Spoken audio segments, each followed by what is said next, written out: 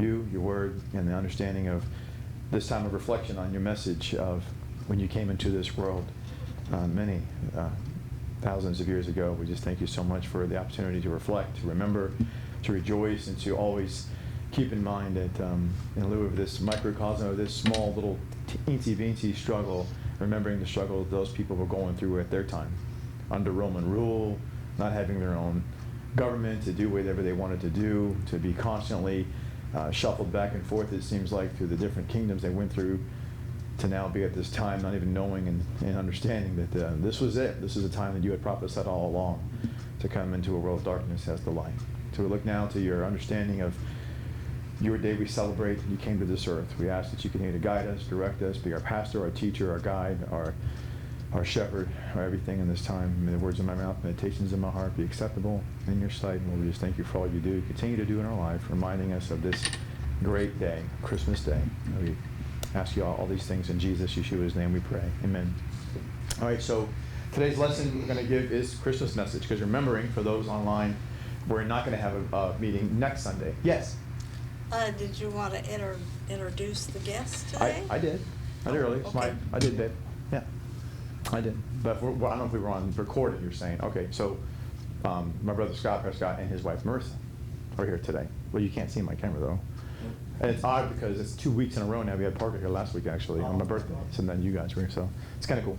So, so the lesson today is going to start off in Luke 1. But before we go there, you can turn to Luke 1. But as we're going to be going to Luke 1, just to give you some background, to remember what we've already talked about, and some of the things that we looked at was Hanukkah and how Jesus represents the light in Hanukkah, and how that was a time of a lot of darkness and sadness, in the sense that God was not communicating through prophets and through priests and through kings. They were under the Babylonian and the Assyrian, and then all of a sudden they go through the Assyrian, I should say, then Babylonian, and then all of a sudden the Persian king Artaxerxes has Nehemiah go back and restore their city, and that's 444 BC, and I was like, yay! And then the Greek comes out, Alexander the Great says, not so fast. And then 336 BC, he lays them waste. And then as you fast forward in 165 BC, then you have Hanukkah. But all this time between 444 all the way to that Hanukkah time, God wasn't saying anything to anybody. And all of a sudden, out of nowhere, oil lasts for 8 days. And they're like, significant, not normal. And they remembered that they told Moses, God told Moses, never to let that menorah go out. He's the light. He's your presence amongst your people. And so they unsanctioned by God, did a Hanukkah menorah. They made that 9 candelabra. And then we saw in John 8 and 10 and other places in John where the scripture says Jesus is the light. He said he's the light. John the Baptist said he's the light.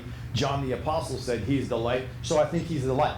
And so then when he goes to Solomon's portico, we mentioned, on the Winter Festival, we saw that he was giving homage to Hanukkah. Interesting, because it says Winter Festival, and there isn't any in Leviticus 23. There is no festivals he gave to Moses in the winter, which means, in summation, Hanukkah, man-made by man, unsanctioned by God, indirectly approved by God, because he gave homage to it, he gave respects to it in his life, in his ministry, which means we too should have no problem with sometimes traditions of men aren't always the devil. They could be good if they honor and bring reverence to God and his word, which is what they were doing. So when they did that, Jesus gave reference to that in John 10. We saw that already some 2 weeks ago. The last week, saw other traditions in the like kind spirit, they fall into line. And so now we're at this point to remember Christmas itself. And remember, Brother Lee and I were talking, and he said, it's interesting because the early apostles, they didn't have Christmas celebrations. And true, they didn't. Remember, the Nativity was first set up by Egypt in AD 200. They was all dead. So you're talking not any of the apostles, not a single one of them was like, hey, Christmas morning, Merry Christmas. They never said those words. But the joke is, the first man in the garden is the one who said, Merry Christmas, Eve. Get it? Merry Christmas, Eve. Ha-ha! Okay, but anyway, so there's the whole adage that the apostles never, and nor the early church fathers, a lot of them, have that first Christmas. Right? They never really did that. So when we look at doing this today, we talked already about Hanukkah was the background to the light, Festival of Lights, Jesus being the light. People have seen our house, know there's a lot of lights. So that's why we do that. But then there's a whole issue of we went to the traditions of Hanukkah, traditions of Christmas, then there's Christmas itself. And let's think about it from the standpoint of, here's Mary. Again, don't forget, she's the virgin who has favor come upon her. We're going to read about it in the book of Luke. But she's just a young girl. She's about 15 years old, and she's a very, very godly woman. She is young, yes, but do not compare. Please take a deep breath here for a second. And remember that Mary is not like a 15-year-old today. So when you think of a 15-year-old and your own daughter or granddaughter, you may be thinking, boy, they have a long way to go. Yeah, back then they matured rather quickly, so it was a lot different because back then you didn't have the distractions and the modernization of all the technology and things like that. So Mary was a very well astute person in the scripture. And I can only imagine thinking about her being a virgin, being betrothed to be married, and having Gabriel come to her and start talking to her. So let's talk about that. Before we get into the scripture itself, let's remember Gabriel. Why is he significant? Well, because he first came on the scene, never mentioned before, until he talks to Daniel. You might have heard of him. He's a big deal. So Daniel is the guy that taught the Chaldeans, coincidentally, to read the stars, which leads to why the wise men came to worship Jesus. Kind of a big deal. Daniel is the same guy who was given the prophecy of the image that stands, what we call tribulation, or the coming apocalypse and all that. That was given to him. So he's kind of a big deal. So, and he was being told about the Messiah being cut off, and Gabriel's the one telling him this. So then all of a sudden, that was around, 500 years earlier, and all of a sudden, then Zechariah is being told by Gabriel, you're going to have a child with your wife Elizabeth. He's like, ha! And the words of my forefathers Abraham and Sarah, nice try. We're too old, and I don't think it's going to happen. And so he goes, okay, you're going to be mute until your baby's born, and when you give him a name, you'll say his name is John. He's the precursor, right? But that was 500 years after Gabriel talked to Daniel. So now, by the way, Mary doesn't know this. No one knows this. How do I know that? Because he couldn't talk. So he just comes out. Imagine out of the sanctuary, they're waiting for him to come out, and he comes out like doing probably charades, going. They're like, what? Just wait 9 months and you'll find out. And then they come out, his name's John. So Mary has no idea, right? So all of a sudden, Gabriel starts talking to Mary. So Gabriel talks to Daniel, which, by the way, not only is Daniel a big deal, I always mention this, in Ezekiel 14:14, God could have chosen many people at that point when he's talking to Ezekiel, you're talking 4,300 years after the beginning of when he put man in place on this planet. And he has a lot of people to choose from, a lot of years there.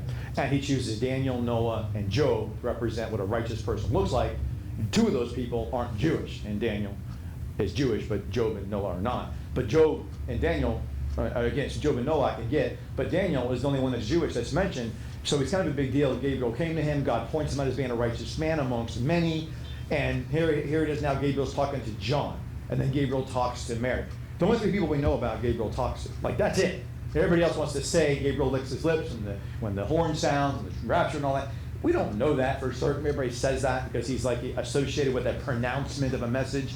Granted, he pronounced to Daniel the message of the Messiah being cut off, tribulation, and the coming messianic reign of Christ. He pronounced to Zechariah the beginning of the messenger in the wilderness, John the Baptist. He pronounced to Mary. I get it. But does that mean he always is the one associated with the other things God announced that it wasn't him that we know? So, but around the Messiah, he seems to be really focused, So I can say that when it comes to announcing things about the Messiah, he seems to be the guy.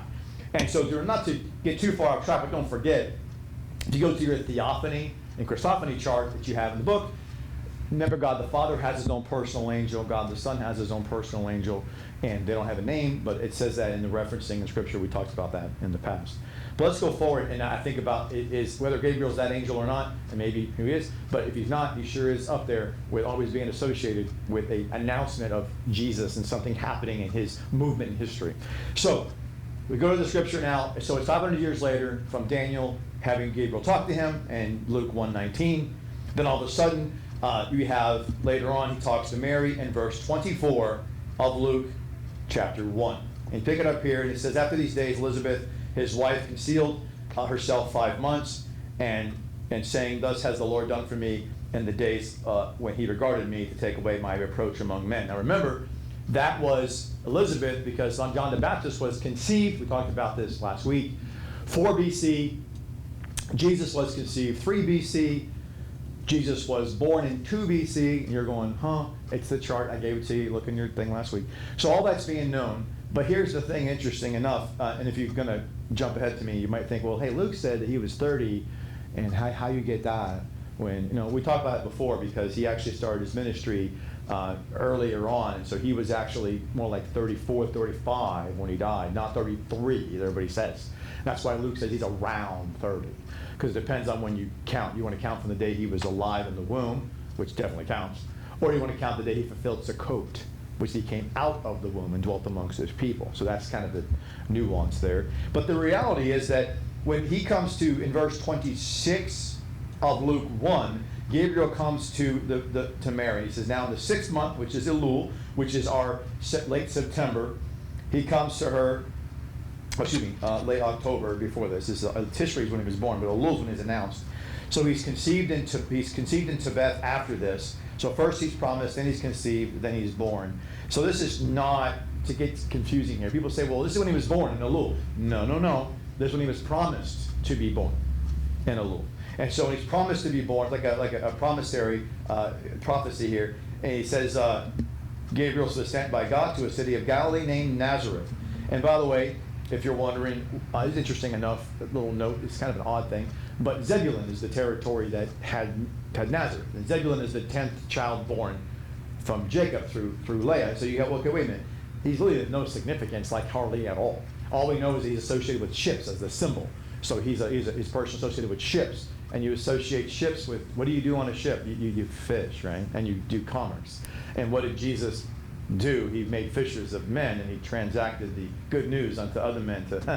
That's kind of interesting. But anyway, it's kind of an aloof thing. Like, why would Nazareth be in the possession of Zebulun? It's interesting. There's no real clear reason why, but I just want to make sure I mention that Zebulun was the land territory over that region. But in verse 27, it said, a virgin was betrothed to a man, and the betrothed is our term. People say, well, it's like being engaged. Not really. It's that plus more, because being engaged now, you can have an engagement, you can call it off. Well, you're not really married. Back then, no. When you were betrothed, you were as good as married, just awaiting the ceremony itself to take place, because you've already asked the father for the daughter, and they already did the exchange of my life for yours, and they've already put a dowry and a trousseau in play. Everything's been in play. It's just a matter of waiting for the ceremony.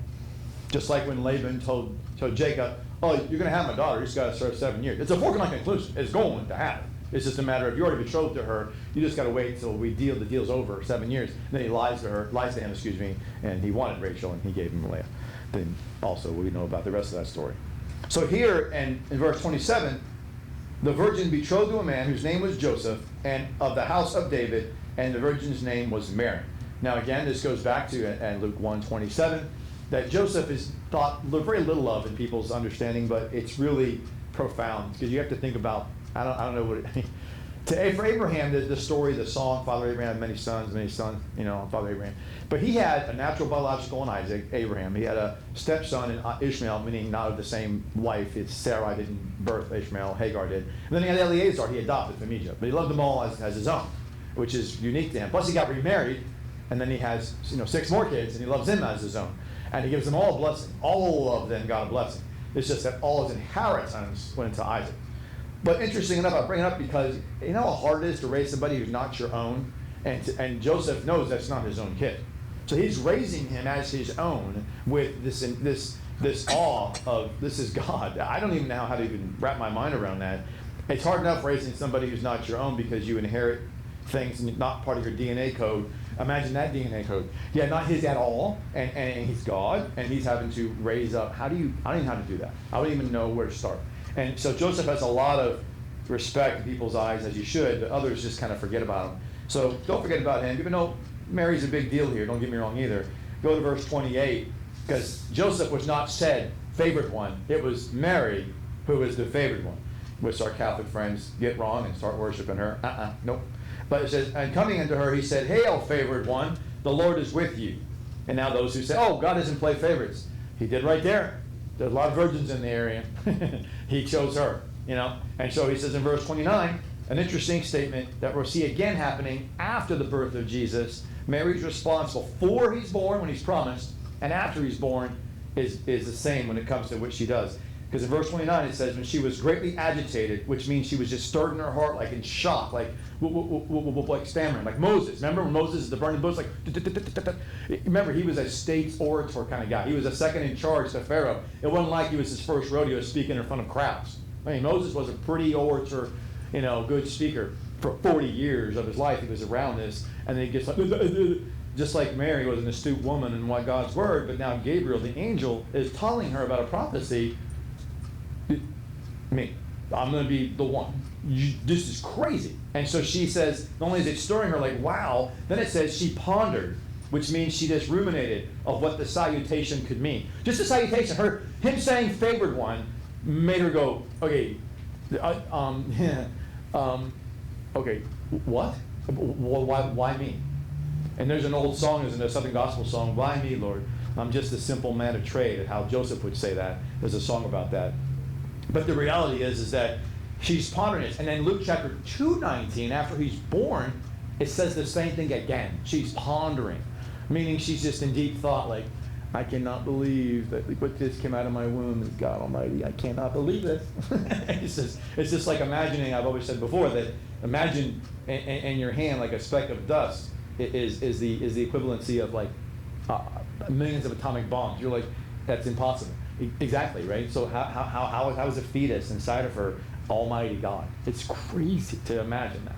And that's what she's kind of going, this is crazy. She just doesn't, and so in verse 30, she's not pondering that part yet. She's pondering just what he's going to say to her, because he says, hail, favored one. Just by being called favored, she's already kind of getting a step back. And in verse 30 of Luke 1, he says, the angel, of course, which is Gabriel, said to her, fear not, Mary, for thou hast found, which is through search with God. In other words, God did take survey of every other woman. It wasn't like God just went through a dart in the middle of the ether. Okay, no. God had intentionally, purposefully, directly chose Mary. So people who want to say, oh, he knew what she was going to do. No. He just chose her because he chose her. It's called sovereignty. And then he says in verse 31, and behold, thou wilt conceive. This is a present tense time frame. He's giving her this promise of what's going to happen, which did happen 3 months later. She got pregnant by the Holy Spirit. It says, and behold, in verse 31, thou wilt conceive and bear up a son. You shall call his name Yeshua, Jesus. And again, side note for our Jehovah's Witness friends and others who want to always insist, you should say God's name is Jehovah, Jehovah Jireh, Jehovah this. There's no Jah in Hebrew, so just calm it down. It's Yah, okay? So you're wrong. And by the way, even Indiana Jones, the movie maker, got it right when he's doing the little Petra step on those rocks from years ago, that movie. He's like, oh, that's right, it's not a J. Yeah, duh. If human beings can get it right, and not even spiritual minded on movie making, why can't you get it right? Who's supposed to be studying the Bible? I'm just saying, there's no J, okay? It's a Yah. So his name is Yeshua. You can say Jesus, and that's fine. But remember, it's just like saying, I always use this analogy, that our son-in-law, Ryan's dad, his name is Jorge. That's what his mama called him in San Juan, Puerto Rico, when he was born. But in English, in America, you call him George. But his name is spelled Jorge. Period. It's on his driver's license. You can say George all you want, but don't tell his mama that his name is George. That's what she called him. That's disrespectful and ignorant. She called him Jorge. So was it okay to call him George? Yeah, sure. Just as long as you don't say, no, you called him George when he was born. She's going to go, no, I was there. I think I would know. I called him Jorge. So just be respectful to God. It's okay to say Jesus, but just remember, that's why I always pray in Jesus, Yeshua's name. Just side note, nothing wrong with that. Just don't get caught up on the name, but then also disrespect the name either. Just kind of a balance there. But in verse 32, he'll be great and be called, which is a ongoing, it's written in the ongoing tense. He'll be called Son of the Most High. The Lord God will give him the throne of David, his father. Now, ongoing, he says, and he will reign over the house of Jacob, which is talking about his 1,000-year reign, and to the ages, and of his kingdom there will be no end. Now, this is really interesting because, again, a side note, many people think about the kingdom having no end, and they think about Judas well, I do anyways, some people don't. But remember when he was reading about Zechariah 9, when he comes on the donkey and the colt on Palm Sunday, he's going, this is it. This is what I've been waiting for. This is it. So he's going to make him say he's the man and crush the Romans and be free. And then all of a sudden, he's like, what's happening? Why is he being beaten? And why is he allowing this to go on? Why is he doing a throwdown? I don't get all this. This is not what I intended, like, at all. And that's why he took his life, because he couldn't live with himself. Plus, he was being possessed by Satan. But the point is, Judas did not understand there's a parenthetical between him coming to be king, saying he was king, but yet not ruling as king. There's this big pause in between. Just like it's surprising in John 3:16 when it says, he who should believe in him doesn't have everlasting life. It doesn't say it that way. It says aeonian life, which means for 1,000 years. And you're like, well, then what? Why you say it like that? So this is where Jesus is interesting enough, saying his kingdom will have no end. Well, yeah, but not in the same way. So he's going to be the Messianic king and son of God, reigning over Jerusalem, reigning over all of it, all the earth from Israel. But then it's going to change. He will then rule and reign over the whole heaven and earth, but he'll rule over both, but he'll reign from heaven after the 1,000 years is over. He reigns for 1,000 years from earth, from his throne. That's right there. From the throne of his father David. It's not his stuttering. I stutter. God does not stutter. God says he reigns on earth from the physical throne that David reigned on. He will be there for 1,000 years, sitting physically on a throne in Jerusalem. But then, 1,000 years over, he goes to the heavens and reigns from there on out. But his kingdom knows no end. But how he reigns does change. He reigns on earth for 1,000 years and then reigns from heaven there on out. That's what the difference is. People don't understand that kind of stuff. Yes? Todd said, slow down. Yeah, no, I'm going really fast because there's so much to say. I'm trying to get the background into it a little bit. I apologize. I know I get all excited. See? Ha! All right, so the kingdom issue is about, again, his kingdom being for duration and for forever, but it changes in how he then experiences that, how we experience that for his position in that kingdom. Always king in that kingdom, but is he on heaven? Is he on earth or is he in heaven? Then in verse 34 of Luke 1, he says, Then Mary said to the angel, How can this be, since I know not a man? Now, this is people that they make a joke when they say, oh, I know him, and they always make the joke, you may have heard it in sitcoms or movies or read in the magazine or books. Is that in the biblical sense? Because the word know means to be intimate with. So that's why sometimes people make misunderstandings about what happened in the Garden of Eden, just like when Paul said in 1 Corinthians 7, that if you even touch a woman, he puts the word touch with a sexual intimation of intimacy. There's issues here with this word know the same way. And in verse 35, so she was chaste. And the angel answering, which is Gabriel, of course, said to her, the Holy Spirit will come upon you, and power will, of the Most High will overshadow you, which means envelop you. So it's almost as if she's going to feel, and have you ever been in we have a massage chair that it squeezes your shoulders. And imagine just this enveloping of being like hugged, but not by a physical being, by a spirit. That's kind of weird, right? And there's this lady, I remember her name, every time I think of this verse, I think of this real life lady named Temple Grandin. She's an autistic person who developed the idea about different things, but she couldn't be hugged by her own parents because she couldn't take it. But yet, when she got frustrated or sad or whatever, she'd go to this cattle area where the cows were brought through, and there was this steel frame that kind of squeezes the cow in before it ushers him into the next part. And she did that on purpose to get a hug. Like, that's weird. But she couldn't hug a person, but she wanted the feeling of a hug. She still needed it and wanted it, just couldn't take the close physical contact of a human because it's autistic. She gets all freaked out about it. But when that did it for her, she's like, well, I got the benefit without being freaked out. And so she thought, I wonder if the animal feels the same as I do. And that kind of made her in touch with the animal side of how to be sensitive toward the fact that we eat them. Let's treat them with respect until that time. So it's kind of interesting. That's her claim to fame. But the reality just reminds me of when it says Mary was enveloped by the Holy Spirit. It doesn't have to be physical to be hugged. She was embraced as if it was physical. It was like imagine a tight embrace that you could ever imagine by someone you love and endearingly. That's what God did to her through the Holy Spirit. That's wild. And that's what she felt. She was like, he's telling her this is going to happen to you. She's like, okay, how does that even work? How do I feel like an embrace like I had with Joseph? But you're saying, I'll feel it, but I won't have physically anybody near me.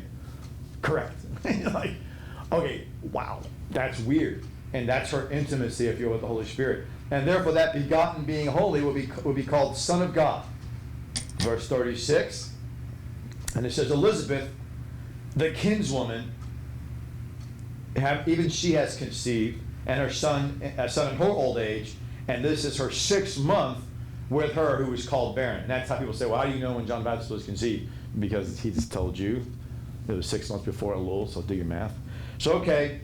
So then he says in verse 37, the often misquoted verse, for nothing is impossible with God.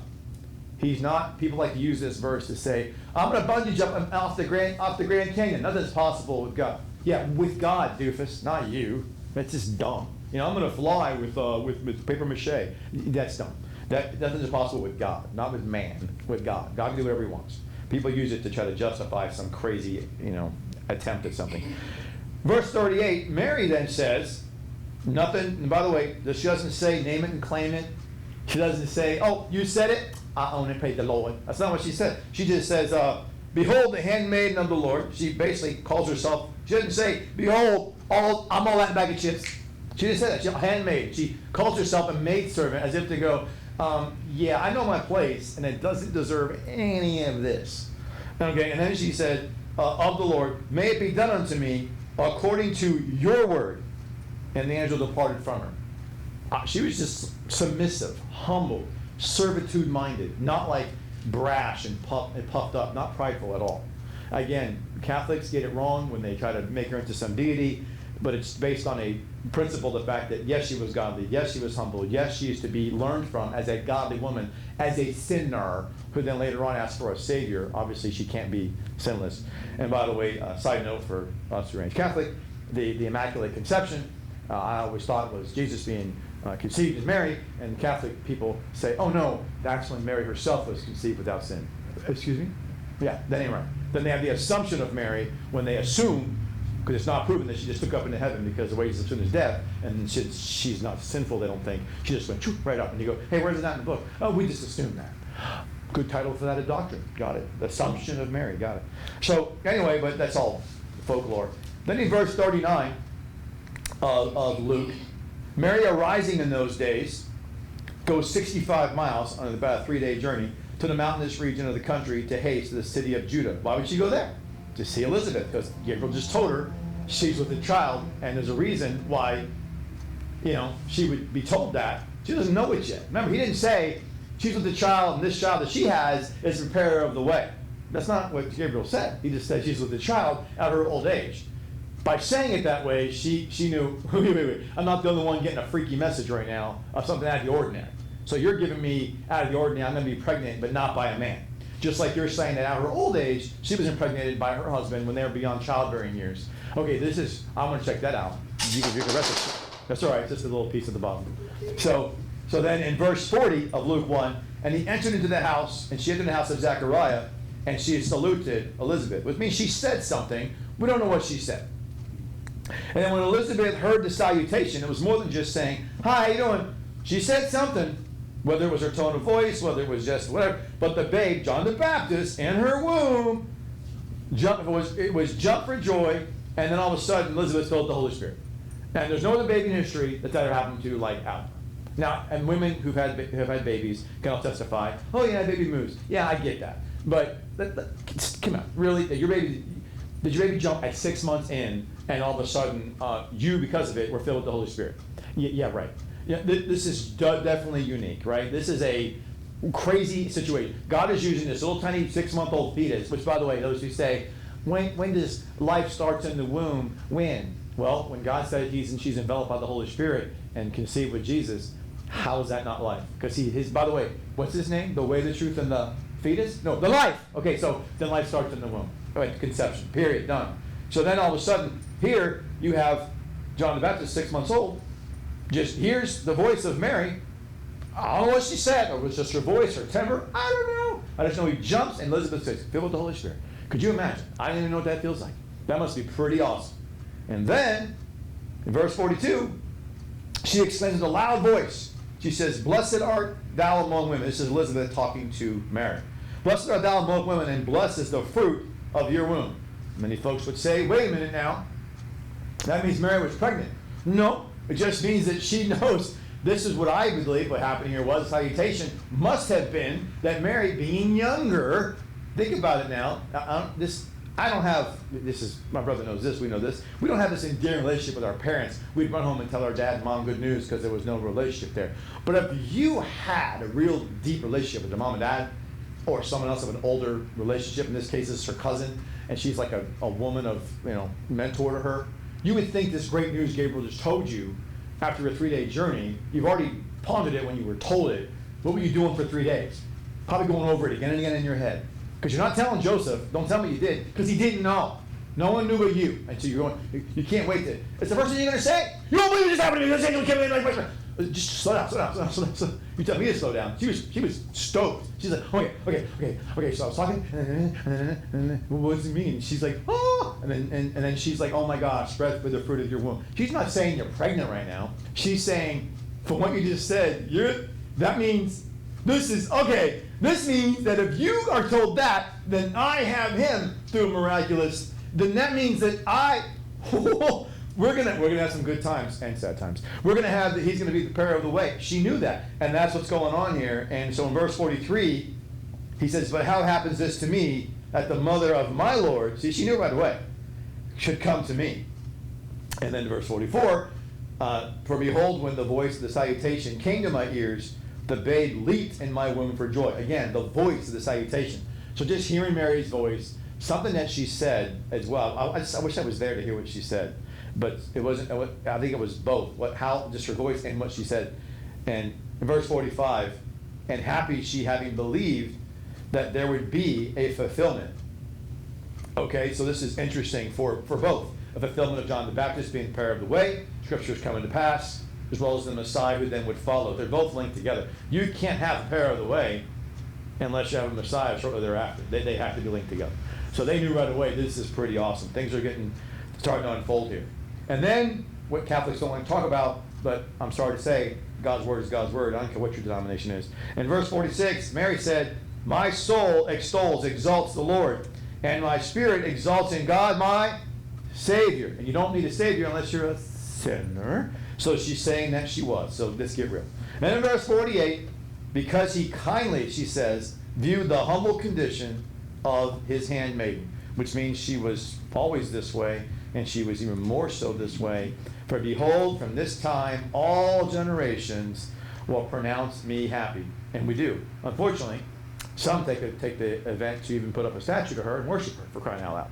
Some even have a thing that they base on, they don't realize it, but some pagan belief systems about Queen of the Universe, they call her this.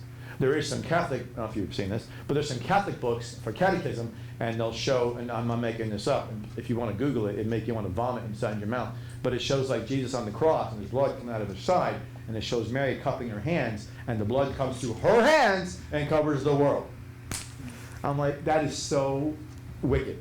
No! And then the bottom of the book, at the very front cover, it'll say, she asked him for the first miracle. What else would you ask of her for him to do for you? Are you serious? You're just bastardizing what happened. You're putting her into this. And if she was able to talk to you today, she'd be like, stop doing that. Read what I said. Multiple times she says, I'm humbled. I'm a handmaiden. Your will be done unto me. Not once did she go, worship me. She didn't not once say that. Not once did she even act that way. She was a very humbled, spiritual, just a good, matured person, especially for her age, beyond her years. Yes? Okay, Vicky asked, could you speak to Mary's movement from being given the Logos at Gabriel's salutation, verse 19-20, Yep. and then being given the Rhema at the declaration, verse 37, Yes. to show just how favored Mary really was. Yep. And also, why in verse 35 did the angel call Jesus, the baby, a son of God and not the Son of God? Good point. All right, so first of all, good point. So first of all, yeah, so for the Logos, representing the Logos as the Word of God in a generic, general sense in every capacity. And of course, we know Rhema is the intrinsic detail within the Logos. So the Rhema is in the Logos. Those are the words that Scripture uses for the Word of God. We know that. So and the reason that shows is how she was being changed and reminded of her depth of walk with God, and how hearing God's Word is one thing, knowing God's Word is one thing, but applying it to your life, being available and ready to grow when it's being brought to this point of purpose in your life, that's a whole different thing, right? So people can know it, but not apply it. People could be aware of it, but not understand it. And she did both. So she knew, was aware, and understood. And then also you get to this issue, why was it saying a son of God? It says it that way, but if you look on the left-hand side, the phrasing for shall be called, the suffix is an AI suffix ending, and that represents an ongoing tense. So the ongoing tense of that, plus when you look at the whole weos of God, so he's not focused on the Son of God. But if you go back to your page of your diglot, for example, if you go to page 10 in the front of the book, you'll see, if you go to page 10 of your book, on the front, where under singular, by the way, it's in the diagonal on this page. You have one of these, don't you? Yeah. Okay. So, and it's in the genitive case, you'll see it says O-U. You see O-U means of the. This is one of the things we forget about the diagonal, the Koine Greek language. It doesn't have the word the. It's inferred by the suffix of endings of words. So theo itself always means the God. So he's saying that right here. So when he says son of the God, so he's talking about that piece of it. And then you have OV. Look at OV under the singular accusative, TOV, which is the. And so you have, again, the Son of God. So it's not written in English that way, on the right or left, but the grammatical text infers that that's what's supposed to be understood. It's the Son of the God. Just so we're clear on that. So I hope that makes sense to what you're saying. So I'm just, like Todd was saying earlier, kind of slow down. There's so much to say. I don't want to get so, in some details I'm going to unfortunately gloss over at times, and I apologize for that. But thanks for that pick. A nice reference to that to remind us to stop and think about that. But then we have, again, going back to the scripture about when she says that my heart extols, or my soul extols, excuse me, in verse 48, the humble condition of the handmaiden. For behold, from this time all generations pronounce me happy. For the mighty one has done wonders for me, and holy is his name. And again, so she realizes that he's done wonders for me, which is again those it's the word for amazing, wonderful, beyond, like it goes beyond physics, beyond logic, beyond comprehension. So she realizes she doesn't deserve any of this, right? And she realizes this, that what just happened is extremely ridiculously unique. Yes. Lainey said, is that the same application that Jehovah's Witnesses use, a God? Oh yeah, exactly. They use a God. Their ignorance of the English and how it needs to be understood through the lens of Koine Greek and the grammatical expression. You just can't. It's almost like I had a conversation the other day we did with a Latina couple. He's Latino, she's Italian, but the words in Latino culture they say papi. And technically speaking, not my words, if you look up the word papi in Latino, it's going to say dad. And Lee knows this. It'll say dad or father. But every Latino and Latina knows they use that word as an endearing term to refer to the grown man as a father, grandfather, or a little boy. Yes, they do. And Lee's online can tell you he was born and raised in Havana, Cuba. He knows what's up. So he can tell you that's what's going on. Okay? So people say, oh, but papi means father. I understand. But how it's used, you just can't ignore it. The entire culture of people who it's their language show you how they use it. Yes, they understand it means father. They get it. But they use it as a term of endearment, right? So there's oftentimes in the Koine Greek language, we'll say, oh, the article A in my understanding means, I don't care what it means to you. The Greek, Koine Greek language has grammatical structures that emphasize things. If you want to ignore them, that's your decision. Then stay ignorant. That's not how you learn somebody's culture and language by going, teach it to me the way I want to learn it. That's not how it goes. You have to learn the way, why do you do that? And, oh, okay, thank you for explaining that to me. Why do you guys dress that way? Why is this stay important? If you want to learn and be respectful to a culture and a language, you ask questions. You don't demand an answer. That's just ignorant. Yes?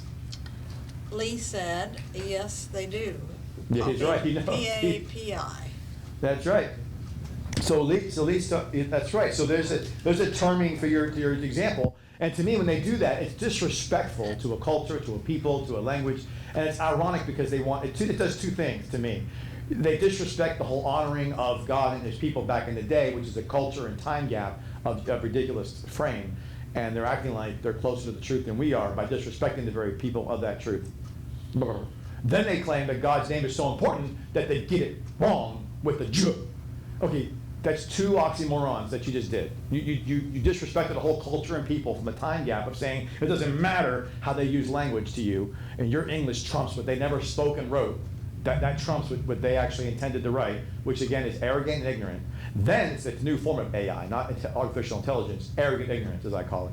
That's what that is. And then you go on to say, oh, God's name is Jehovah. No, Yahweh. That's what you mean to say. That's his name.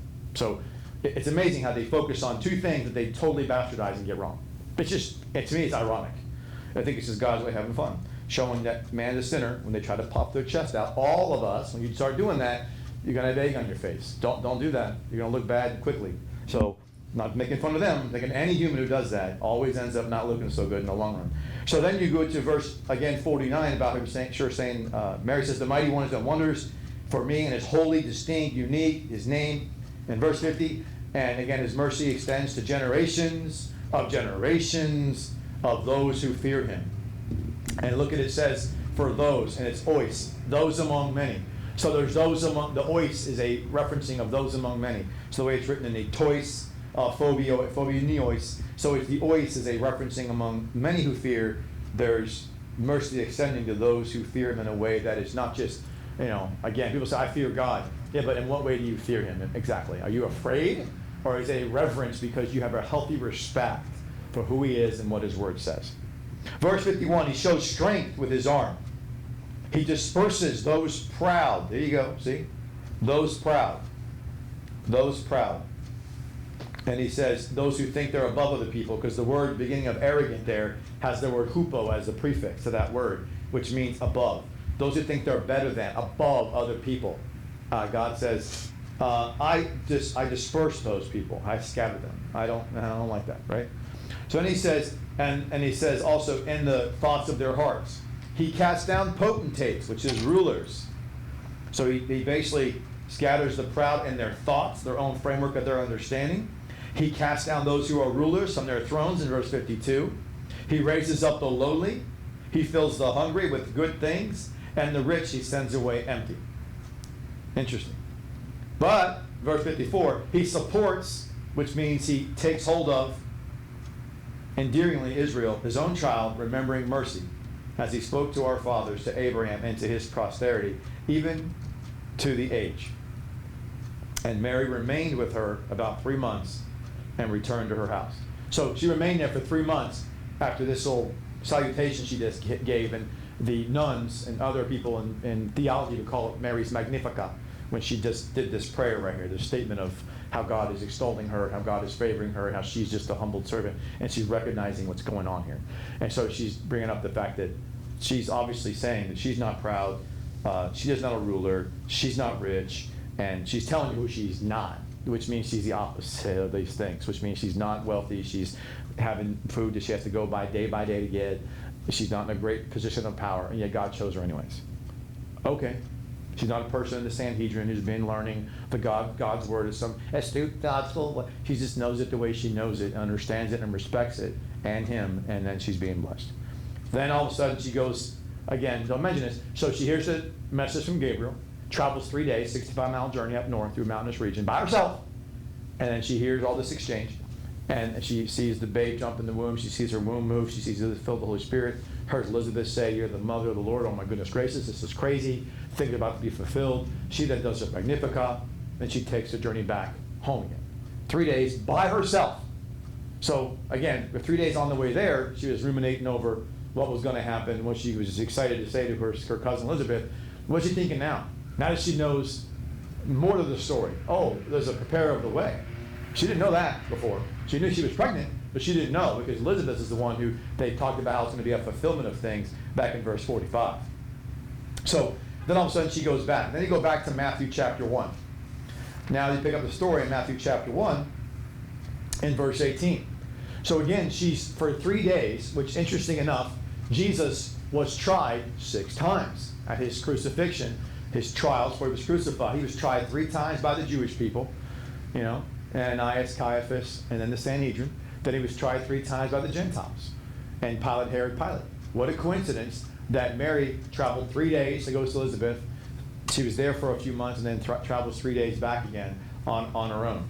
I think it's kind of interesting how she was tried in her mind from the sense of, what does this mean to me, and what does this mean to all of Israel? She was separating first. It was like an overwhelming thing to her individually. Why me? And now she's thinking, what does this mean to your people? Like, oh, wow, this is, the more you think about something, the more you realize you get past the initial, oh my goodness, God's choosing me, to what does that mean to everybody else, And so now in verse 118 of Matthew, now Matthew, who presents God, the Son, Jesus, as the King. Remember, Luke, being a physician, of Paul proselyting into Judaism, into Christianity, he was presenting Christ as a man. So that's why he's focused in on the nativity aspect of the genealogy and all the things. But in Matthew, he presents him as king, so he picks right up on verse 18 of Matthew 1, and he says, the nativity of Christ Jesus was thus. Mary, his mother, who had been pledged to Joseph, which again means the same as being married. It was already agreed upon marriage. They're waiting for the actual ceremony. Unlike us today, until the ceremony happens, then you're not really married. But in their minds, no, you're as good as married. You just haven't had the official exchanging of the public display of it yet.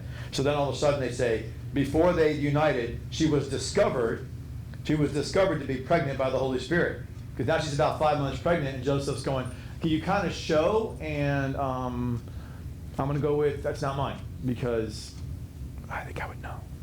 So she doesn't feel good about that. And in Deuteronomy, in 22, it says you're supposed to stone your wife, bring her out, and you're supposed to stone her to death for stepping out on you. And he's like, I just can't do that. I can't do that. I won't do that. I love her. She's a godly woman. There's a rational explanation for this, but that's going on inside of his head. But it says here in Joseph in verse 19, then Joseph, her affianced husband, being a just man, which is a righteous man, and unwilling to expose her, he purposed to divorce her privately. So you see, that's what he's trying to, okay, how do I have to uphold the law of Moses, but I love her, and so I'm supposed to do it publicly and embarrass her and all this because she stepped out on me, but I just don't, it's just not her. It's not her. It says a lot about what you're supposed, when you love somebody, you think the best of them, not the narrative of what your mind tricks you to believe or what society tells you to believe. Wait until God reveals to you the truth. Take what they tell you as face value. Stop letting your eyes and your perception and how I perceive it make you that's the truth. No, that's your perception. That's what it looks like. And it looked like she stepped out on him. It looked like another guy was involved. And he said, it looks like I got to do what Moses said to do. But I'm not going to do it in a way to embarrass you. So he was trying to ride the fence. And how do I do this without making her, But in verse 20, while he was reflecting on these things, he was torn. He was broken. Behold, the angel of the Lord, which is the phrasing. This is the phrasing, by the way, we talked about in the Theophany, Christophany studies. This is crazy time, but watch this now. Only Joseph and the Apostle Paul had the Spirit of Christ appear to them, and that's wild. So that means that before Christ was even born of the Mary, he's in her womb, his spirit, which was his visage of who he was going to be later, starts talking to Joseph. What? Like it's me. Like he said, oh, no, he appeared to him in a dream. Because I can imagine in real life he'd probably drop dead. Which is why, Paul was like, who is you? Is I'm Jesus whom you persecute, right? And the Spirit of Christ followed him in the backside of the desert for 3 years. That's crazy. But here, Joseph has had this interaction. He said, Joseph, I'm the son of David. Fear not to take Mary, your fianced wife. This is verse 20 of Matthew 1. For that being formed in her is by the Holy Spirit. It'd be kind of cool if you would say, it's me. What? Who's you? God. That's the title God gave himself, the angel of the Lord. Remember, when it's the angel of the Lord, that's always speaking to God himself. Okay, when he has the article the in front of the angel and the article in front of the Lord, it's an emphasis of God's reference to him being a messenger unto us, humble to us. In verse 21, she will bear a son, and thou shalt call his name Yeshua, Jesus. For he will save the whole world. Nope. He'll save his people, that's Israel, from their sins. I like how people just want to gloss over that part. That's not, it's what it says. I didn't write it. And then verse 22, and all this occurred that the word spoken by the Lord through the prophet might be verified, saying, behold, the virgin shall conceive, this is what Isaiah wrote, and bear a son, and his name shall be called Emmanuel, which signifies God with us. And this is why Luke later on would say he was about 30, because remembering, yes, his life began at conception, but when did Sukkot get fulfilled? When he was born out of the womb. Because you're actually, I've talked about this before, you're actually born twice in physical status. We go, what? Well, yeah. because you're born as a life in the womb when you first are in the fetus position, chromosome being formed and all that. And then you're born outside the womb. You're born twice. You come into existence inside the womb, then you come into this world outside the womb. What? Then you come to know Jesus and the Word of God, the Logos, as Vicki mentioned earlier. Then from knowing Him, you get to know a deeper side of and the Scripture in detail, the Rhema of God's Word. You get born another time.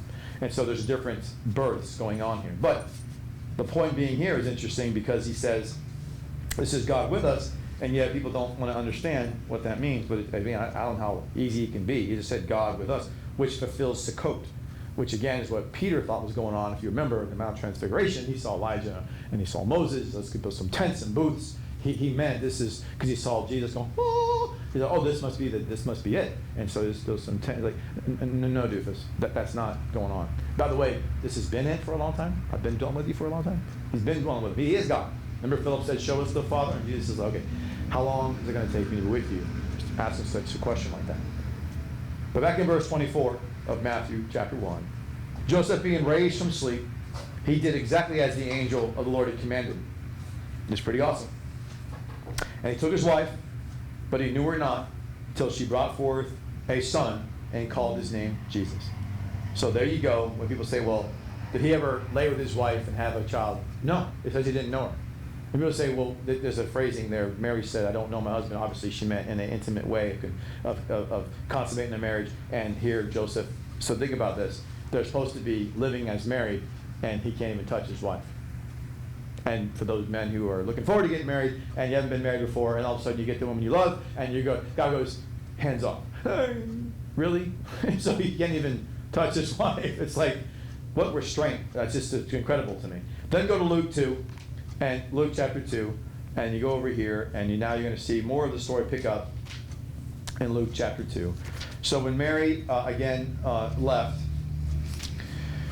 Elizabeth's house, we know there's a whole story there about Elizabeth and having Zechariah come to say who Jesus was. Then you go to Luke chapter 2 when it picks up the story of the birth of Christ. And now we're looking at, it's in 2 BC at this point, and it occurred in those days. This is Luke 2, chapter 2, verse 1. In those days, an edict went forth from Caesar Augustus to register the whole habitable.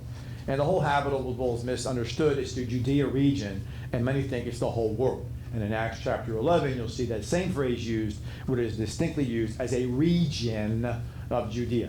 And also in historical reference, the Roman Caesar Augustus had 3 censuses in 27 BC and 6 BC, and later on he had one right around 2 BC, if you're counting which calendar you're going from, Gentile or Jewish, should be later on 4 BC, 2 BC, because remember the Romans added 5.25 days, started tweaking the calendar way back in 45 BC, took a year out, all kind of stuff.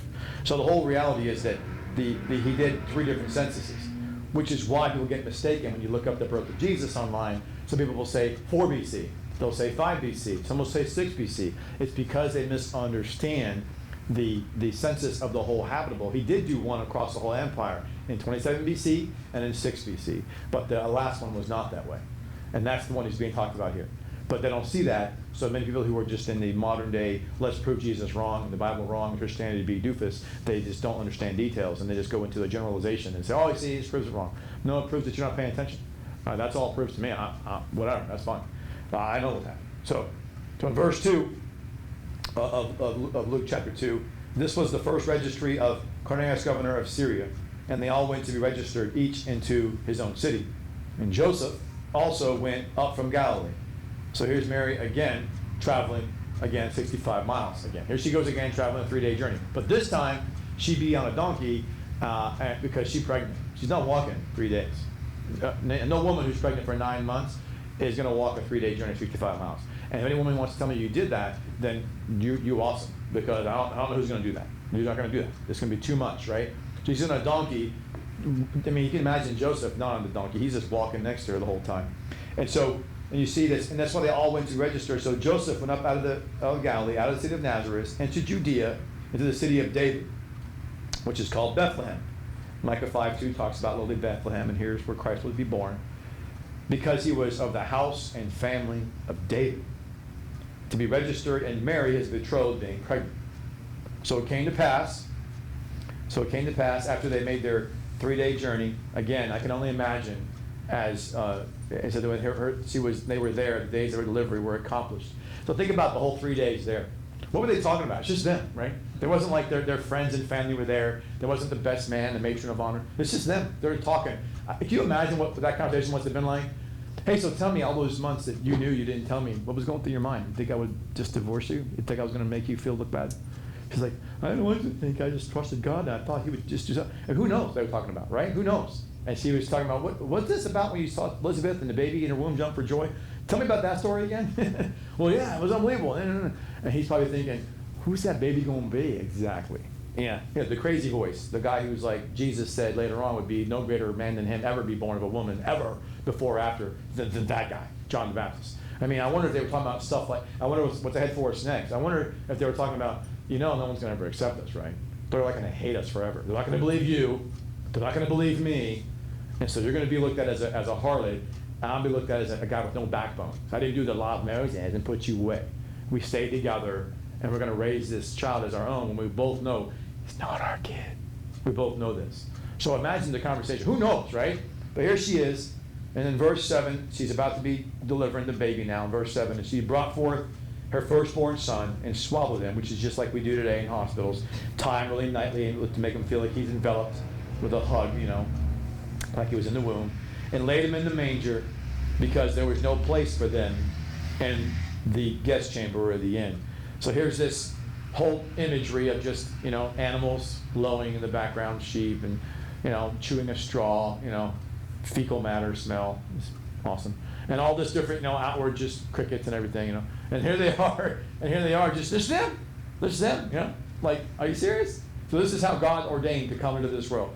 Now, let's get real. If it was you and me, we'd have some kind of red carpet going on, a couple angels lined up, No. It's all kind of crazy. Now, for those people raised on a farm, they all tell me, hey, don't downplay the whole animal thing. It's a beautiful thing. Now, I'm not saying it's not beautiful. I'm just saying it's not as sanitary, nor is it as regal as you would expect, given he's the king of all kings, and he's God. Just saying. So in verse 8, and there was shepherds in that country, rising in the fields, keeping watch over their flock of the watches of the night. That's how you know it's in Tishri. That's when they load the sheep in that fall time of the year. Around September 30th, here he is fulfilling Tishri. So imagine it's dark. It's nighttime. It just said so in verse 8, right? It's nighttime. So it's dark, right? There's no electricity. Okay, keep in mind what's going on. They're in a manger, not in an inn. There was no place for people like them. So it wasn't just like they were going, oh, we're booked. They're going, oh, yeah, even if we were able to find room, not for your kind. The harlot kind. We've heard of your harlotry and of your no backbone. You weak of a man. You shell of a man. Man. Oh, thanks a lot, guys. Appreciate that. So think about that, by the way. The people who God calls godly and spiritual are the ones the world says are lesser people or don't match up. Nothing's changed today, right? The more the world hates you, God says, Jesus said, hey, they hated me first. You're in good company. So in verse 9, and then the angel of the Lord stood by them, and the glory of the Lord shone around them, and they were greatly afraid. I'd be too. So first of all, it's nighttime, and all of a sudden, it's like someone just took the switch on. Okay, that's kind of crazy. And then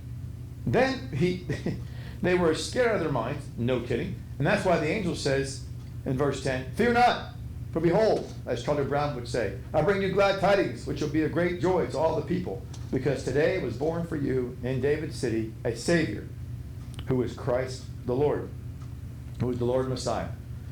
In verse 12, and this will be a sign for you. You will find a babe swaddled, lying in a manger. And suddenly, this is where it gets insane. And suddenly there was a multitude. There was a multitude of heavenly hosts praising God and saying, "Glory to God in the highest, and on earth peace, and among men goodwill." And it occurred when the angel departed from them to heaven. The shepherds said to one another, "Let us go now to Bethlehem and see this thing which has transpired, which the Lord has made known to us." Now this is insane. So you're talking, it's nighttime, and then someone turned the switch on. Poof, ah, and more angels came forth, and everybody in the inn, and everybody else in Jerusalem's going, really? You don't want to go outside and see what's going on? Because there's no electricity. So if it goes from dark to light, you might want to check it out. I'm just saying. But no, I would think I'd go outside and go, what's the commotion? It just reminds me of, did they see it? Or was it like his baptism? When some saw the dove, remember, and some heard the voice of God say, this is my beloved son, whom I'm well pleased. And others saw and heard it like with thunders and lightnings. Was it just the same way? Did God only open some people's eyes later on to go, I remembered that night? Or did some just go, I heard a disturbance, but I didn't see any light. Okay, Then verse 16, interesting enough, it says, they came in haste, which means no joke, they wanted to see this, right? And they found both Mary and Joseph and the babe lying in the manger. And having seen it, it reminds me of when Peter and John ran into the tomb with great haste when they heard he was alive after being crucified. They're going, God's coming to earth? I got to see this. So they run. And having seen it, they published a declaration which had been spoken to them about this child. And all those in verse 18, having heard, wondered at the things related to them by the shepherds.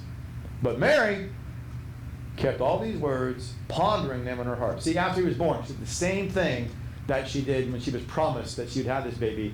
Here we are a good 12 months later, and she's going, I'm still not over this. This is kind of still wild to me. This is still crazy to her.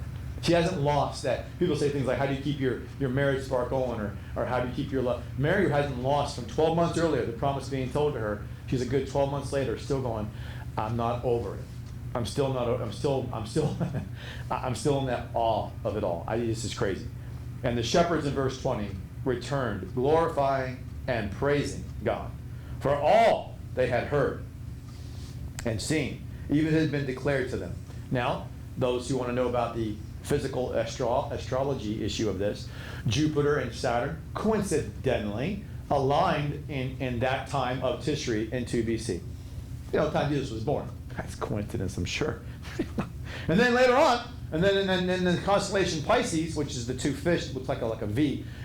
And Jesus was a fisher of men. I think I remember reading that somewhere. And then he happened to be on the Pisces. That constellation also joined Jupiter and Saturn and shined even brighter. And that happened right around Nisan, which is of 1 BC. And that's interesting because 3 months earlier, the wise men already saw the constellation, the star Bethlehem, which could have been buoyed by Jupiter and Saturn shining brightly. And then all of a sudden, then you have Mars, coincidentally, the month that they arrived in Jerusalem and saw the star even brighter, and it moved south, which they don't do that. Look it up. Stars don't go north to south. They go east to west. They don't go like this. So when they go, that ain't no regular star. See, that's a crazy, that's not right. So then they knew, and then Mars, Jupiter, Saturn, and constellation Pisces were all like, whoa! And then this all started with Jupiter and Saturn doing that as part of it, and God using celestial means beyond that to keep this light shining for 6 months over Jerusalem. And they arrived there, and then they say, have you seen? And Herod's like, the big thing about that, by the way,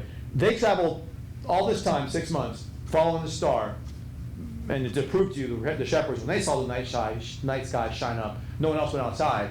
Just like when the wise men came, they go, when we saw the star, we rejoiced with great joy. We traveled 6 months with a caravan, and where you be? They're like, where who be?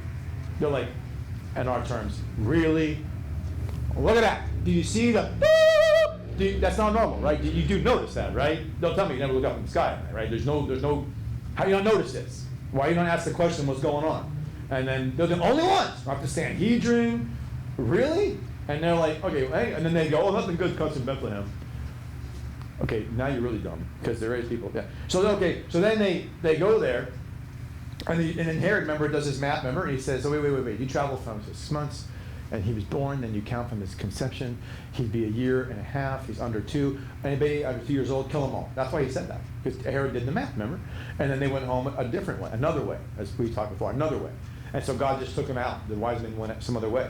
But what's interesting enough here is that when they arrive, it's just interesting to me when you get to that point that, like, why did nobody else ask the question, what's going on? Like, why was it just them? Like, how could it be that God, I mean, there had to be some other people, you would think, right? But not mentioned.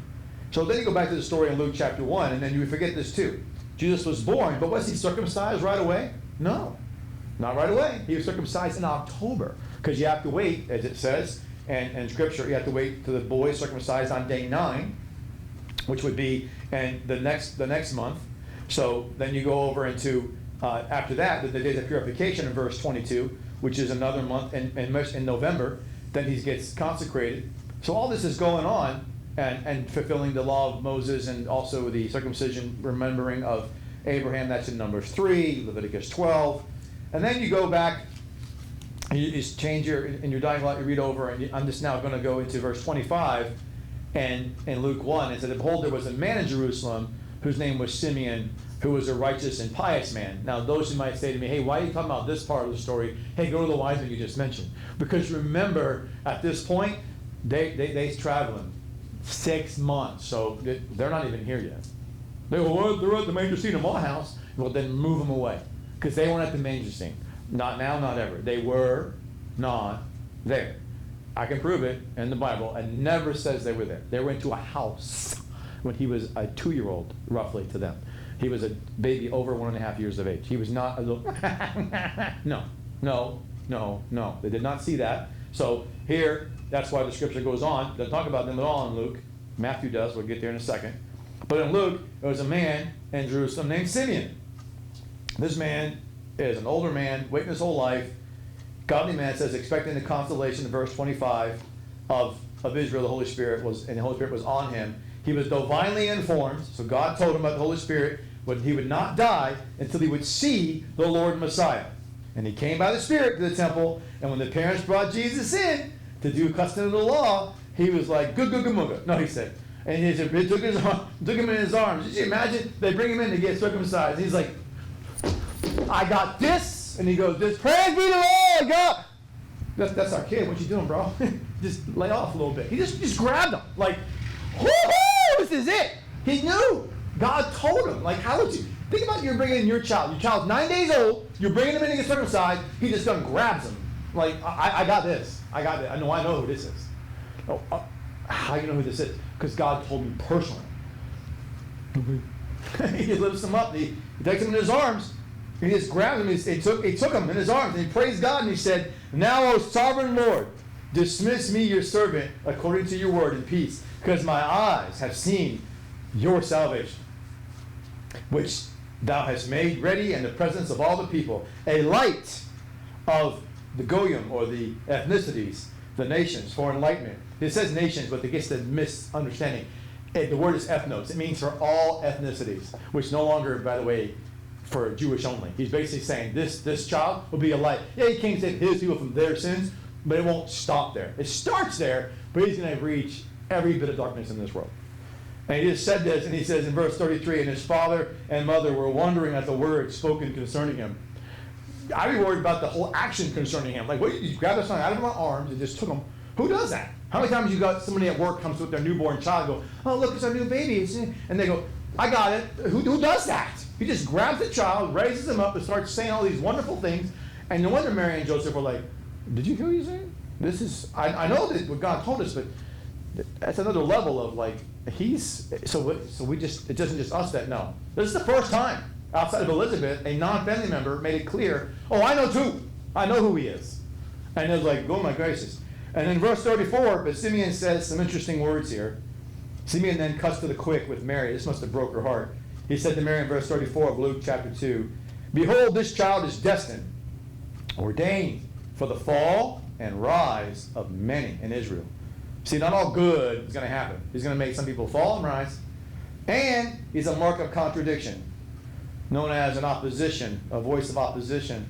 He'll indeed be a sword, yikes, a large broadsword. He will pierce to the soul of you, and the reasonings of many hearts will be disclosed. In other words, Mary's going, what you mean, pierce me? Well, you're about to find out when he gets crucified how it's going to feel. As a mom, seeing the one you birthed from your womb, that must have just destroyed her. She didn't even know what was going on, but Simeon, how was he told that? It's insane. It's insane. He saw everything, like about who Christ is, who he was going to be, and Mary and Joseph were like, yeah, what's he talking about? And then, doesn't stop there. Then in verse 36, there was also a prophetess, Anna. So for those who say women don't have a role, there's a role right there. Then they say the tribes were lost. Well, that's kind of funny because it says she's from Asher. How do they know where she was from if all the tribes were lost when they did the Assyrian captivity of the northern kingdom? People always want to tell me that in my theology circles. Well, look here, my brother. It says in verse 36, of the tribe of Asher. They wouldn't know that unless, guess what? It wasn't a lost tribe. How would they know a good 800 years later where's she from? Hello? Come on, man. So, because they weren't lost, a remnant of each one of those tribes went down south to Judah, if you read the scripture carefully. But it says here, she lived there with her husband until 70 years of age from her virginity, a husband of 7 years from her virginity. And a widow about 84 years. She was a widow for 84 years. Married, no kids. 77 years later, after her husband dies, she's just faithful to God. Can you say that? I mean, that's crazy. Losing someone you love is hard enough, but then staying faithful to God for 77 years, that's pretty profound. Especially a woman in those days was kind of like secondary, unjustifiably so, but it's hard for them, even more so than it was for a man. And it says here, she departed not from the temple, not from serving God, for day and night she fasted and prayed. She's a pretty godly woman.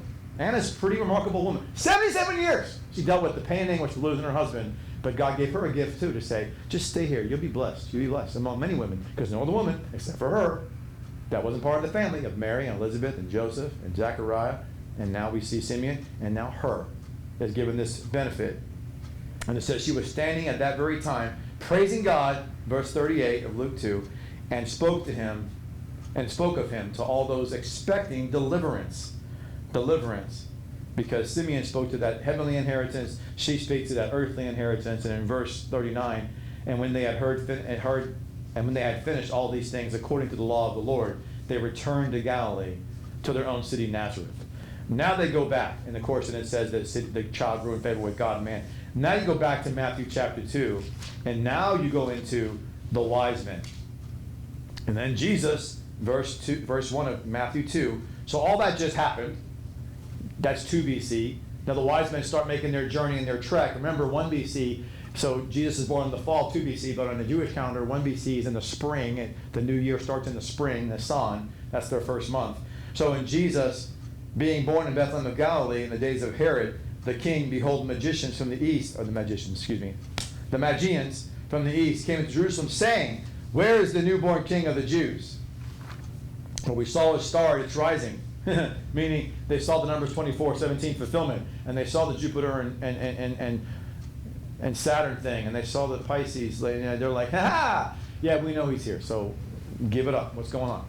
And so they see, and they come and do homage. And Herod, which by the way died in 1 BC, the last month of the year, but then Jesus then came back to Judea area at the beginning of AD 1, and coincidentally, I don't think so, and having assembled all the chiefs and scribes in verse 4 of Matthew 2, he inquired of them where the Messiah should be born. Now remember this now, he's assembling all the chief priests and scribes, and he inquired of them. This is the Sanhedrin basically. And they answered, in Bethlehem of Judea, and thus it is written by the prophet, and thou, Bethlehem, land of Judah, art by no means least as to princes of Judah, for out of thee shall come forth a prince who shall rule my people Israel. Then Herod, having secretly called the Mageans, ascertained, which is what he was doing the math, exactly from the time of the stars appearing, and sending them to Bethlehem, and he said, go search strictly for children, for as soon as they have found him, bring me word, for I will also go and pay him reverence. Yeah, that's just all hypocrite. It's all empty, feigned, jaded words. He wanted to kill him. And they, having heard the king, departed, and behold, the star which they saw at its rising preceded them till it came and stood over the place where the child was. That means it went from north to south, and that's insane. It doesn't do that normally. And verse 10, and seeing the star, they rejoiced with great joy. And then coming into the house, see, not a manger, a house. They saw the child with Mary his mother, and prostrating, they honored him and opened their treasures, and they gave him gold, frankincense, and myrrh. Gold for his deity, frankincense obviously for his priesthood, savory incense like it was an altar of incense, and then the myrrh to embalm the dead, as in king, gold, prophet, and priest. Prophet is the myrrh, the death of a prophet for our life, his life he gave for us, and then frankincense for his priestly office, always forgiving us of our sins. And being warned, it says, in a dream, this is verse 12, they returned to Herod, they went home by another way. And again, it just means a different way, which means they were either transported, they blinded the people. We talked about that. I don't know. But I know one thing, it wasn't normal. God did something supernatural. And verse 13, but they having retired into their own country, behold, an angel of the Lord appeared to Joseph in a dream again, saying, arise, take the child. This is the Spirit of Christ again, saying, okay, I want you to take me and take the child and his mother and flee to Egypt and remain there till I speak to you, for the Herod is about to seek the child to destroy him. Now remember, That's about a 6-month journey. They were gone for 8 months. So you're talking about a 6-month stay in Egypt. So it's 1 month to get there. They stay there for 6 months, and it's 1 month back. So they were gone for 8 months. Herod dies in 1 BC. They come back to Jerusalem. It's that simple. He wasn't in Egypt for like 3 years or 10 years. No, wrong. But Egypt did recognize enough to be the first ones to put nativity together 200 years afterwards, because they were like, I remember him being here when there was no unrest and no hatefulness going on. There was nobody seeking to kill him in Egypt. They were there to be away from that, from Herod. So Egypt was the first country that put together a nativity scene. They were the ones. And if you're wondering, going back to last week, it was the Moravian church who brought Christmas trees and the nativity. Those are the two traditions they brought over here. From Germany, the Christmas trees, and from Egypt, the nativity. They brought both of those traditions here to America. They're not bad. How is the nativity bad? Please explain that to me. How's that bad? That's a tradition of man. But how is it evil? No one's worshiping Mary and Joseph. I mean, non-Catholics aren't. We're not. So I do it, sure, to remember what that first day long ago. So it's a big deal. So here in the scripture, they went away a different way, but in verse 13, Joseph's told to go to Egypt because Herod wants to kill him. Then he, arising, took the child, he was and his mother, and by night they withdrew to Egypt. And they remained there till Herod died, which is in 1 BC. So the Lord, spoken by the Lord through the prophet, might be verified, saying, from Egypt I have called back my son. Then verse 16, then Herod, perceiving that he had been deceived by the Mageans, was greatly enraged. He dispatching emissaries, he slew all the male children in Bethlehem and in all the vicinity from the age of 2 years and under. Because that's what he ascertained earlier. According to the time which he accurately learned from the Mageans. You see, it wouldn't just happen chance. Verse 17, and thus to verify the word of the prophet Jeremiah, saying, a voice was heard in Ramah, weeping and great mourning, Rachel bemoaning in her children, unwilling to be comforted, because they will be no more. And then when Herod was dead, behold, an angel of the Lord appeared to a dream in Joseph in Egypt, saying, arise, take the child and his mother, and go into the land of Israel, for they are dead who sought the child. So interesting enough, you have a whole different situation going on here, where the birth of Jesus, which is with great joy, was marred with blindness to the truth, people embracing darkness rather than the light, John 1 says so, and death and carnage, all associated with his birth. So people say, well, wow, Christmas is a time of joy. Not for a lot of people. A lot of folks have lost loved ones. A lot of folks have the time, and they ask funeral homes, ask psychologists. This is the heaviest time of the year for depression, for suicides, for sadness and grief, because people have a hard time dealing with the memories of the joys of Christmas and the loss of the joys they had with those they used to share it with, right? It's just the way it is. And so it's just one of those things where God's telling you by example. He could have exempted himself from that, but he didn't. You say, well, why is that important? Remember, in Luke, it's the only gospel writer on his getting crucified that records on the road of the Via Dolorosa, and he stopped and said, weep not for me, but for the women. Because I remember before I told you this. Remember, they were going, people who were women, would either at that time or later on figure it out, going, if you're the Messiah, that means that you were born. That means that my son who was murdered is because of you. Herod was looking for you. He killed my son. Imagine how you'd feel as a mom, that your son was murdered because Herod was the evil man. Yes, but he wouldn't have done that if it wasn't for Yeshua being born. And so you could have been a human person with bitterness, which I'm sure some did, and held a grudge against Jesus, Yeshua, for no reason, only because of Herod's evil, wretched ways made you disassociate. You should have dissociated that, but you associated his ways with Jesus, and you blamed him, and that's just not right. That's what Jesus is saying. Emotional trauma is hard for them to overcome. I didn't do anything. That's on them. They have to play for them. They need help right now. They're broken. Yes? Vicky said, I have a note that says these stars or planets, Jupiter, Saturn, and Mars, aligned the same as 3 years prior to the birth of Moses. Have you ever heard that? Don't know where I got it. That's right. Jupiter, Saturn, that's right. 5:2. That's right. And by the way, when Jesus was born, there was a lunar eclipse, which is what they call a blood moon. So when he was born, there was a lunar eclipse in Tishri 2 BC. A blood moon. So John Hagee, 4 blood moons. Whatever, dude. So don't get all sensational on me. But the reality is, the whole point is that he would always say, the blood moon always thinks something big's going to happen. Not all the time. It just happened that in that case, pretty big deal, that it would a coincidence that it'd be a lunar eclipse, which the moon turns red, which looks like blood, which would represent God's blood flowing now, and a little baby. That's pretty awesome. And then, when he dies, and the son of that day of AD 34, it was actually a solar eclipse, which is when the sun goes dark, which They did talk about that, didn't they? It said on the cross there was that darkness, which was a fulfillment of the Egyptian plagues, which was going on during the Passover. They were recalling that, and they actually experienced it again. And they also experienced the last plague, which was the death of the firstborn, and that was God, the son who just died. So, not ironic that he was born under a lunar eclipse, and then he died under a solar eclipse. Both times, the sun blocks out the moon, and the moon blocks out the sun. It's kind of interesting to me, the transitioning of his prophet to priest. It's just interesting, different placements of the sun, the S-O-N. Then in verse 21 of Matthew chapter 2, he arises, took the child and his mother, and entered the land of Israel. And hearing that the Archelaus was reigning over Judea instead of his father Herod, he was afraid to return there, and he being warned in a dream, retired to the district of Galilee. And coming into the city named Nazareth, he abode there. That the word spoken through the prophet might be verified, they would call him a Nazarite. And that's why he's called that. But interesting enough, remember Herod, you say, well, don't forget about Herod. Herod was the guy that I've told you this before. It was said that if Herod, how of an evil man he was, you were better to be his pet than to be his relation, because he murdered his own sons for wanting to take to the throne. They said pigs were treated better than his own sons. The guy had no scruples. Okay, not a good dude. And this is the same, history of how the expansion of the temple back in the day was done under the sense of they go, oh, he loved Israel. No, he was doing it for taxes.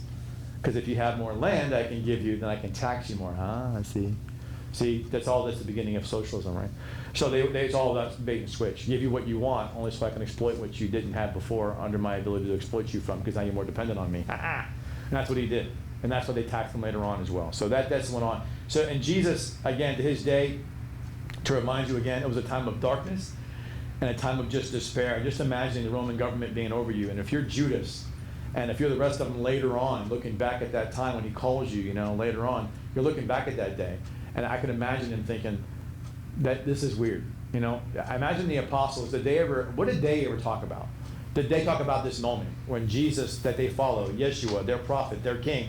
Now, it's bad enough they didn't understand he was going to be a king only after he would die. They didn't get that part, right? But it makes me wonder, did they ever get the part that he was truly a fetus in the womb of Mary? Did they really get that? I mean, they must have believed it, right? But did they really get it? Did they really get it? It really makes you think, what part of that did they really not understand? Because there must have been something they must have missed there, unlike Mary and Joseph. And I could also tell you that there was a reason why Mary and the other Marys, there's 6 Marys, for crying out loud, or 4 Marys, excuse me, and Salome and Joanna at the tomb. So there were 6 women, 4 of them were Marys, but there are all these women there. Not no men when he was raised up from the dead. It wasn't until afterwards he appears to the men.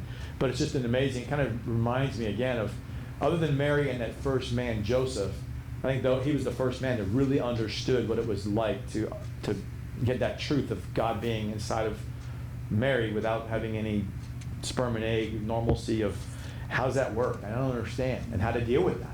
And he raised up Jesus as his own child. It's just an amazing, I just can't even imagine this. I can't imagine what the apostles must have been talking about. Did they ever come to that terms of what that was about, that first Christmas day? Yes. Vicky said, do we know whose house the wise men came to? No, good point. No, and just so you know, thank you for bringing that up, almost forgot. The assertion here is that they actually went to a house of people that were of Bethany area, like we saw before in Bethany. Outside of Bethlehem is Lazarus, who became friends later on of Jesus, but there was always kindred folk in the area. So remember this, Jesus in the Passover time frame, which was about this time frame earlier on, and they were lingering throughout. During the festivals of Passover, which is in March, and then you got 3 months later, the wise men came there. It's very likely, because Passover, by the way, had 2 months. People say, what? Well, just to remember, there's the month of Passover proper, but if you travel a long distance or if you touch a dead body, you have to wait another 30 days to do Passover, which means you're only 2 months removed from the last time that you were there for a festival. And so with that being in mind, the thought is that it was either kindred or just Jews in general being very hospitable to other Jews traveling in for the feast days that did last for many months. So it could have been either family, relative, or just fellow Jewish being hospitable to the fellow Jewish people celebrating festivals. Which means also, think about this. They brought up Jesus to the temple on a regular basis. We'll end with this thought. They brought him on a regular basis, it says, for the Passover. How How many Passover? Remember the Joseph story about his brothers, and they betrayed him and wanted to murder him, and then Judas said, no, let's sell him as a slave. And they go back and they lie about the whole story, and they continue to lie for about 20 years to their dad about what happened. And look him in the face many times over dinner and say, oh yeah, he's dead. Oh yeah, he's dead, when he's not dead at all. Then Jacob finds out later on, my son's alive. Imagine Jesus going to Jerusalem and Mary and Joseph going to Jerusalem and year after year doing Passover. At what point did they go, this is academic at this point. Isn't this going to come to an end anyway? Isn't he the lamb? Isn't he the guy? Isn't he the one? I mean, at what point did Jesus go, I'm going to partake of this, but not for long? I mean, imagine those thoughts. Imagine the conversation. It must have been extremely odd when you're recounting the plagues of Egypt, because what you did at Passover, you recount the plagues of Egypt, and you get to that last plague, death of the firstborn.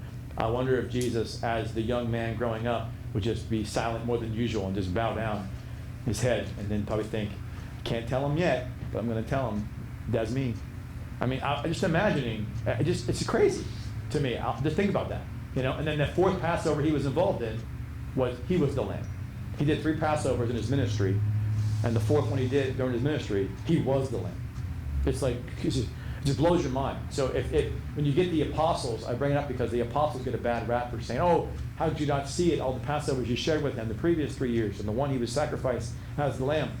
The same reason that for all those years before, his parents didn't, they understood, I would think, to some degree, but was everybody else understanding that? Because you didn't do Passover like alone. You always had other people come to your home. And as it is today, to this day, Jewish folks invite their relatives and other friends who come in to share Passover. And I wonder who those people were along the way that shared those moments, and who looked back and thought about that first Christmas day. So here we are again, 2,000 years roughly away from that first Christmas day, just remembering that there was no Christmas tree, there was no traditions at the time. It was just memories and recollections. And we talked about how much they had been through and how much they were under the tyranny of the Roman Empire. And yet, that's when Jesus decided to come. Yes? Tracy said, wasn't it the house where the stable was, and since the census was over, there was room now in the house?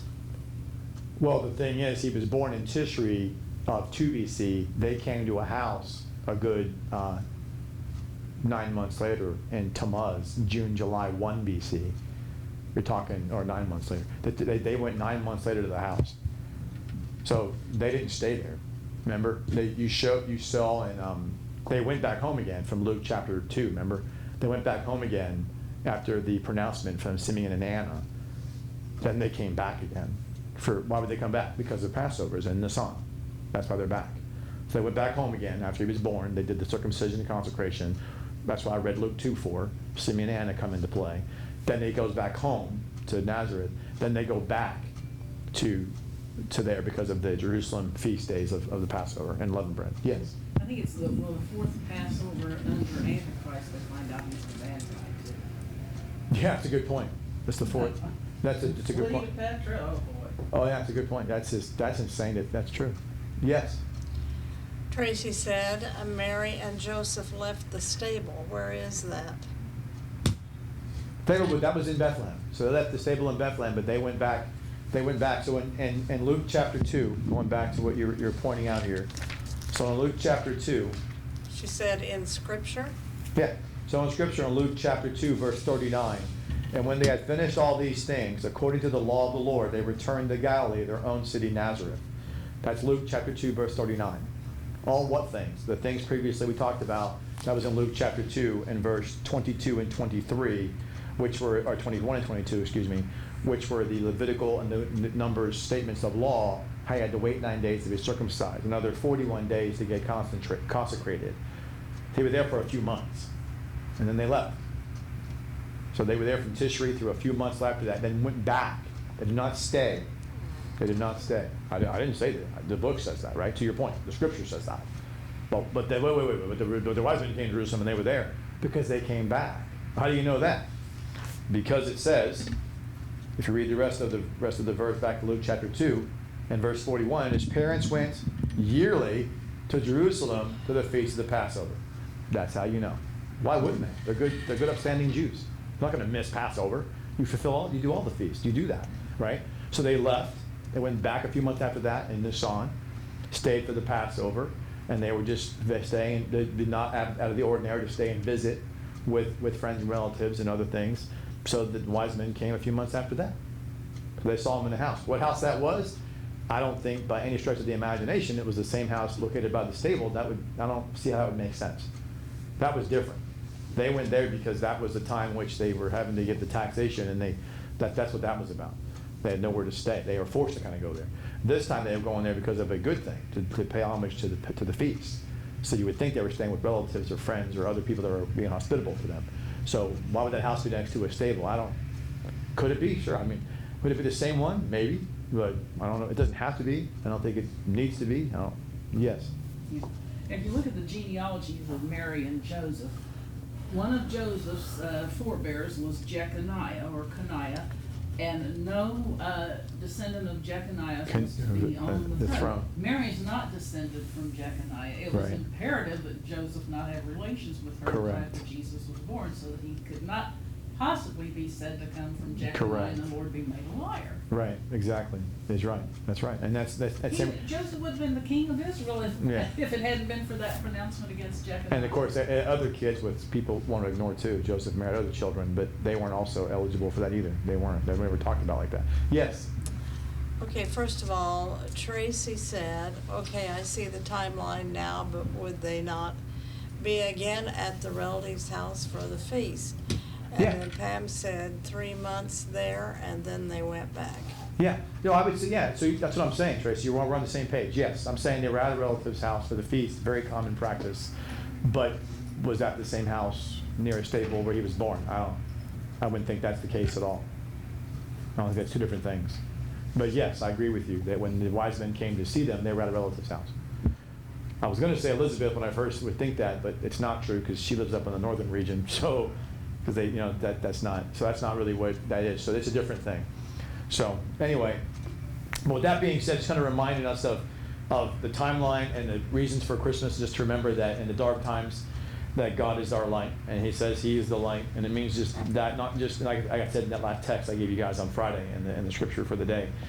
It isn't just because He's light, in dark times. It really, you got to think about when everything goes against you. They have no control of their lives and the government over them. They didn't live in modern times like we do. There's no creature comforts.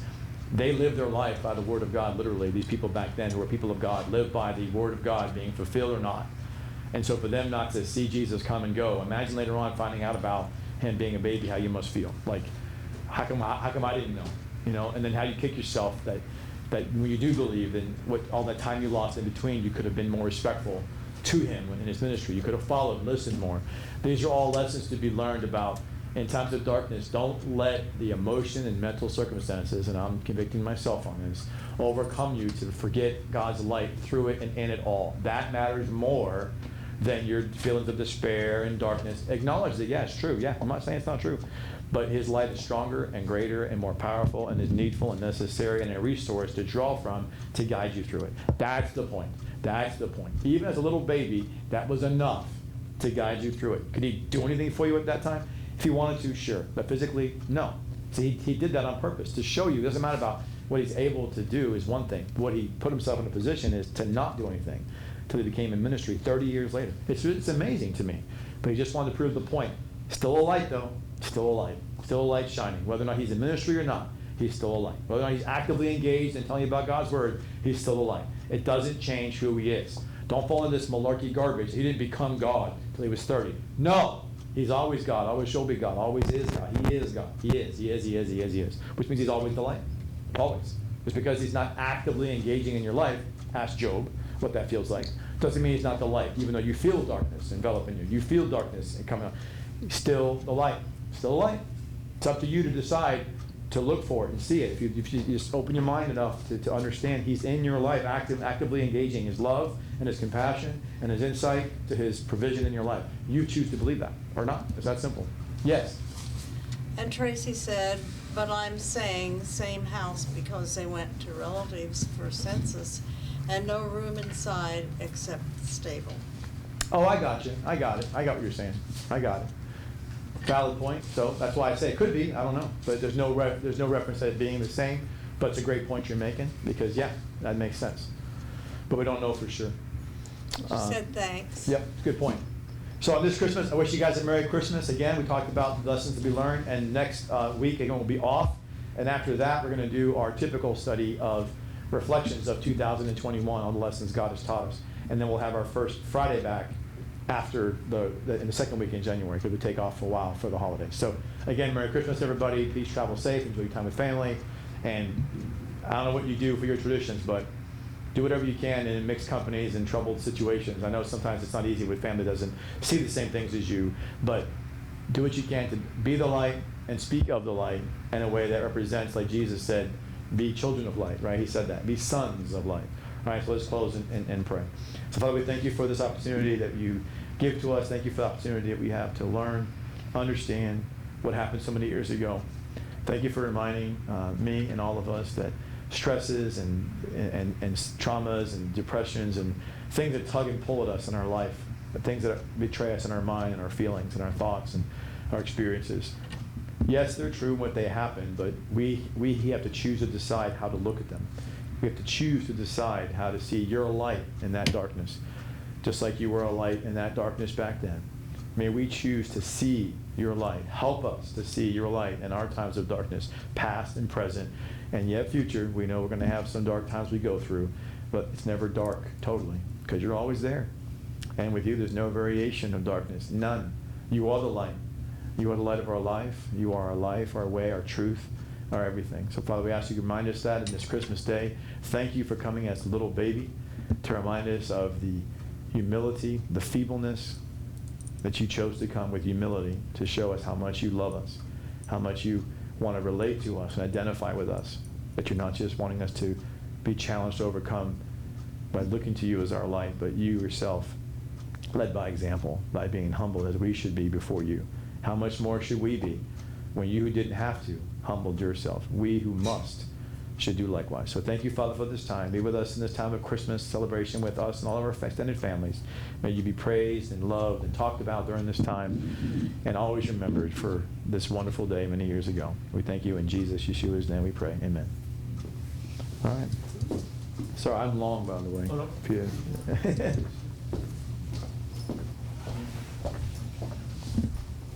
You got it?